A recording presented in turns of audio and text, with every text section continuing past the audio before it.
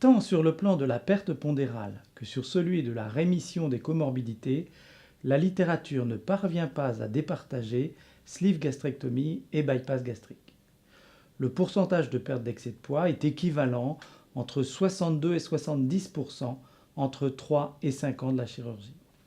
La rémission du diabète de type 2 semble, sur le moyen terme du moins, surtout sous l'influence de la perte de poids, même si le bypass semble avoir l'avantage. Si le taux de complications dans les 30 jours suivant la chirurgie est à l'évidence plus élevé après bypass gastrique, les complications graves telles qu'une hémorragie ou une fuite digestive sont rencontrées avec la même fréquence. Au-delà de la fréquence des complications, leur gravité est possiblement différente. Et bien que les données soient limitées, la mortalité de la fuite digestive semble plus élevée avec une sleeve gastrectomie et l'évolution semble également plus prolongée. Enfin, sur le long terme, le bypass gastrique expose manifestement à davantage d'occlusion intestinale par hernie interne qui nécessite une réintervention chirurgicale.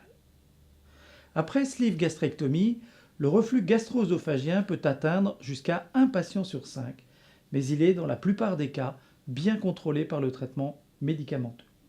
Il ne semble pas exister de différence appréciable concernant le statut vitaminique, c'est-à-dire qu'il y a aussi des carences après sleeve gastrectomie.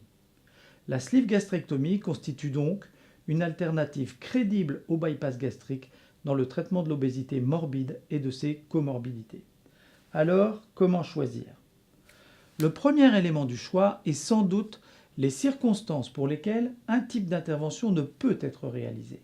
C'est le cas par exemple de lésions du bas œsophage qui contre-indiquent une sleeve gastrectomie.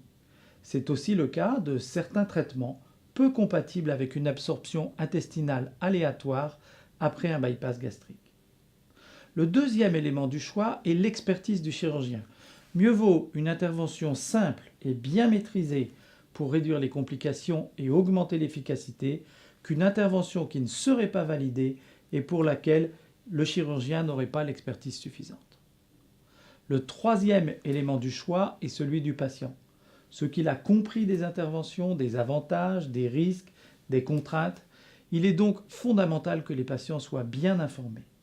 Enfin, quand on a le choix, c'est encore une affaire de conviction, car nous manquons de preuves formelles de l'avantage de l'une ou l'autre des interventions.